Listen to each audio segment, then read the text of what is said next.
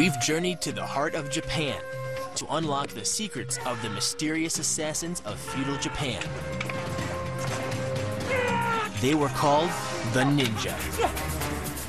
Now, we're going to train with lethal weapons and explore a hidden ninja camp to understand the deadly techniques of these shadowy killers.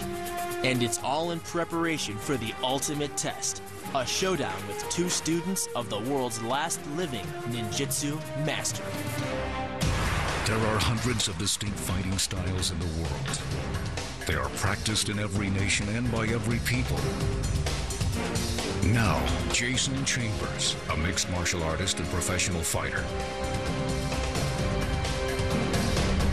and Bill Duff, a former pro football player and wrestler,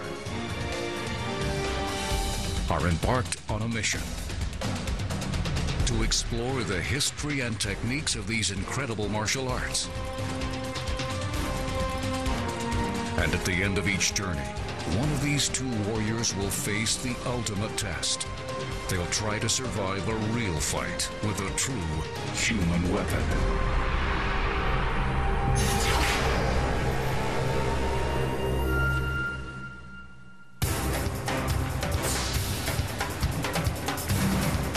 Seated in the cold waters of the North Pacific, the island nation of Japan is a country with a long legacy of bloodshed. For nearly 300 years, rival warlords, samurai generals, and powerful family dynasties battled for control of the country. From this war-torn landscape, a new battlefield art was born: ninjutsu. Literally translated as the way of invisibility, ninjutsu's origins are as mysterious as its skills. Some believe ninjas were able to perform almost supernatural feats, from going invisible to killing with a single touch. But what is known is that while the samurai armies of feudal Japan battled openly, secretive bands did the dirty work: spying, sabotage, and assassination. From their hidden training grounds in the Iga Mountains, the ninjas played a powerful role in shaping Japanese history. But as Japan modernized, ninjutsu's techniques dissipated into various Japanese martial arts systems: judo, aikido, jujitsu, karate. All these arts were influenced by ninjutsu. It's like a farmer slash ninja slash nunchuck dude. See, how would you like to be the dude who had to go back to your ninja camp and say, I got beat up by the farmer with the hedge cutters? How would you like to not go back? Today, there is only one place to learn the complete techniques of ninjutsu: the Bujinkan Budo Taijutsu on the outskirts of Tokyo. Led by the legendary Grandmaster Masaki Hatsumi Sensei, the Bujinkan is responsible for the training of nearly 10,000 students, many of them from the United States, in ninjutsu's combat techniques as well as the art's more silent, sinister tactics. It's funny how they use, he's using guys against each other. He's taking this guy's arm, throwing him into the other guy. I have a difficult enough time dealing with one person. In the Bujinkan's main dojo, we met up with one of the school's instructors, Yost Fulton. Can I help you guys out? Yeah, well, we came to Japan to learn ninjutsu. Well, you came to the right place. On behalf of the master, Yost offered us a challenge: seek out the various techniques of ninjutsu, then test our skills against two of the master's toughest students. Why do you have a grin on your face like that? An interesting challenge from a ninja? There's not going to be poisonous blowguns or anything involved, right? No promises. No promises. No promises?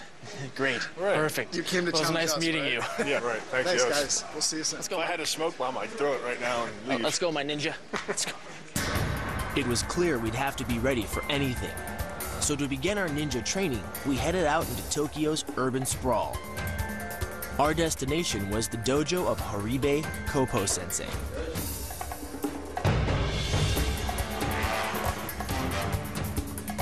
Kopo Sensei is a master of Kopo Jitsu, the deadly ninja art of close-quarter knife fighting.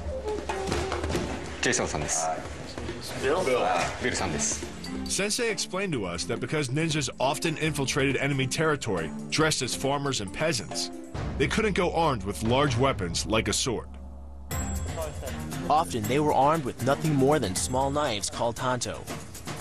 But in the hands of a master, they were still deadly. In the event he was caught, a ninja would lash out with a surprise tanto attack, earning ninjas the reputation as the preeminent street fighters of feudal Japan.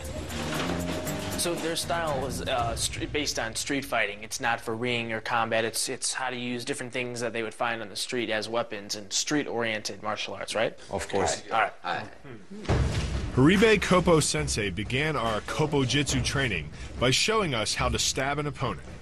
Even though these aren't real fighting knives, the tips are still sharp enough to do damage, especially to the eyes. Which is why we suit up with protective goggles for our training. Safety's a first. But Sensei students train with the real thing, and it shows. Look at this. This is what happens when you train with real knives. You get cut a little bit. It gives you a good sense of what it's like to get blood all over the place and have that real visceral sense of a knife attack. You need to point the top of the knife right to the enemy all the time.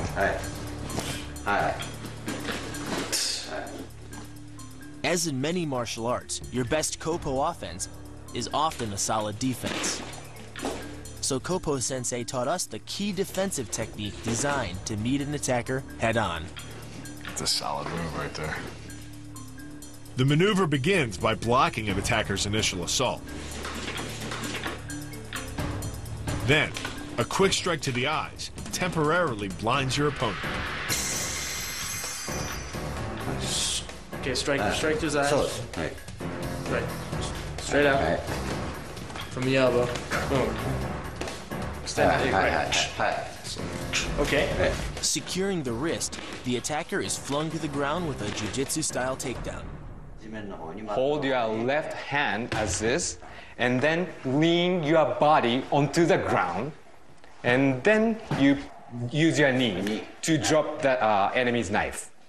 The key to the move is the block and strike to the eyes.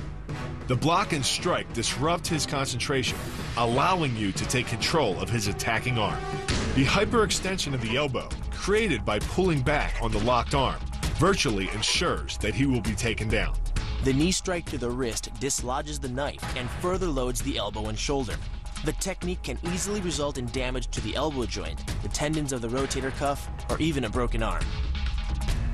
All right, you get one chance to evade, Jason. All right. Your life is at stake. Nice. Wow. Sure you haven't done this before? I read a lot of books.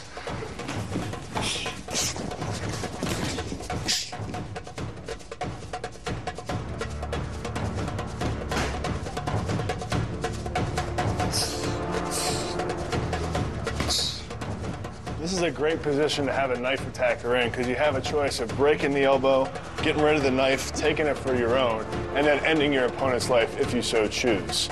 It's a really violent move, but if someone's attacking you with a knife, you have to meet violence with violence. These knife skills were incredible and gave us a window into the brutal world of real ninja fighting. Wow. But to truly embrace the vast array of skills used by ninjas, we'd have to focus on their signature weapon, the throwing stone.